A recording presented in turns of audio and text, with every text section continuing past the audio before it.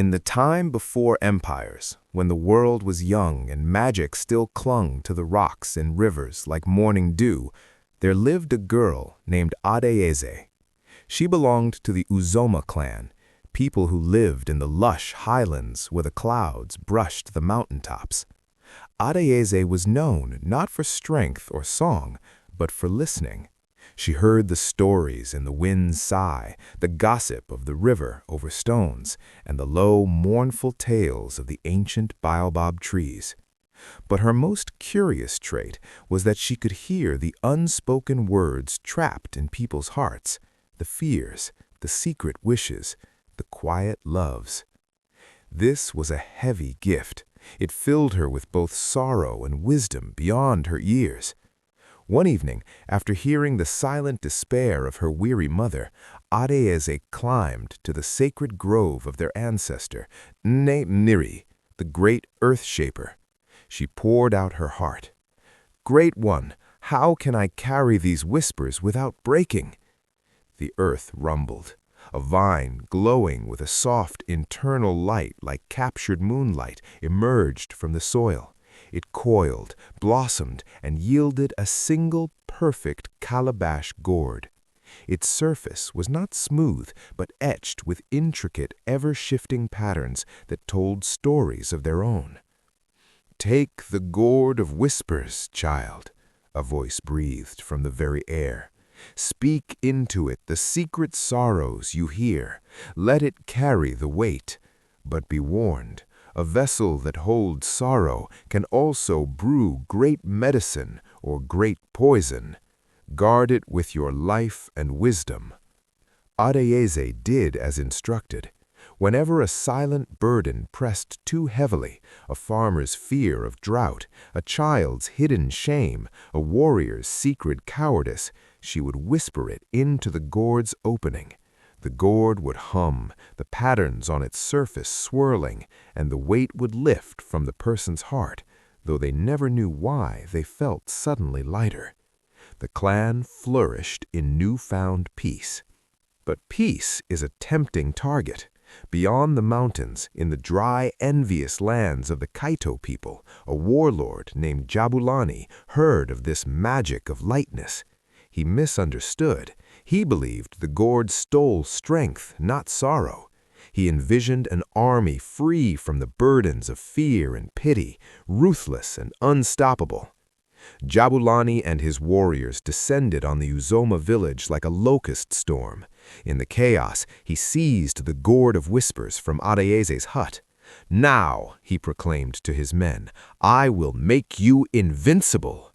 He put the gourd to his lips, intending to drink a potion of power. But he did not speak a secret into it. He blew his own arrogant desire onto it.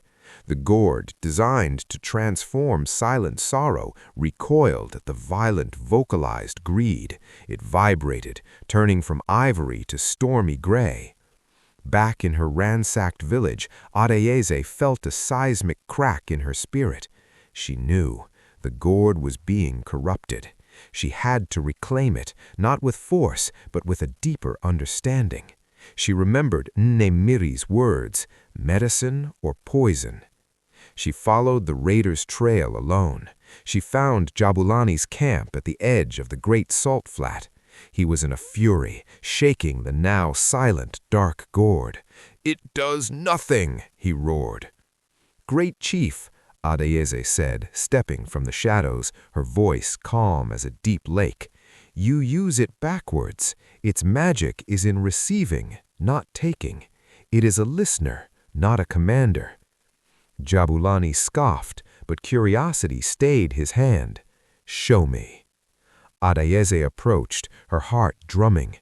"It holds the sorrows of my people. Your people have sorrows too, do they not? The land is hard, your children thirst, your warriors miss their homes." She saw a flicker in his eyes, a secret, unspoken fatigue he, the mighty lion, could never voice. She took the gourd. She did not speak into it. Instead, she held it to Jabulani's chest, where his heart beat a rhythm of silent burden. The gourd's patterns began to move again, sluggishly at first, then flowing like water.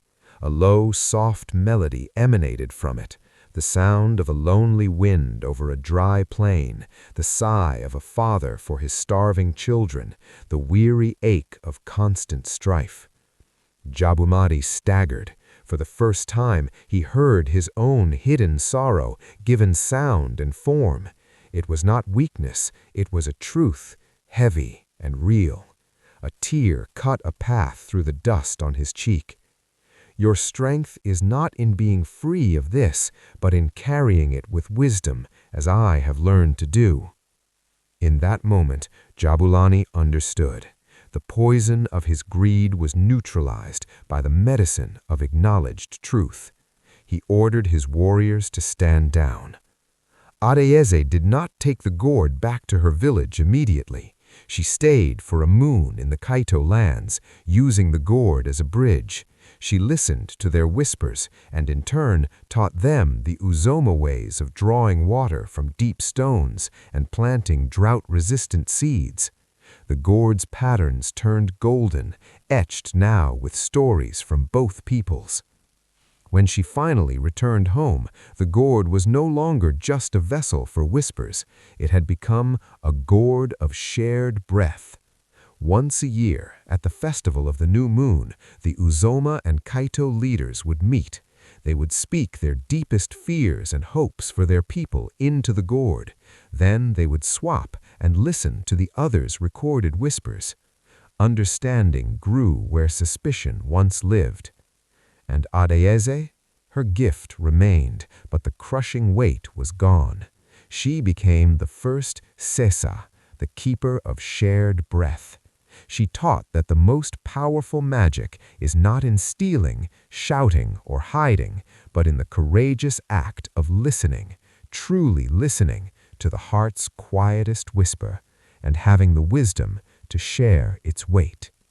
For it is in the sharing of burdens, the story says, that they transform from stones that anchor us in misery into the very seeds from which bridges and new worlds can grow.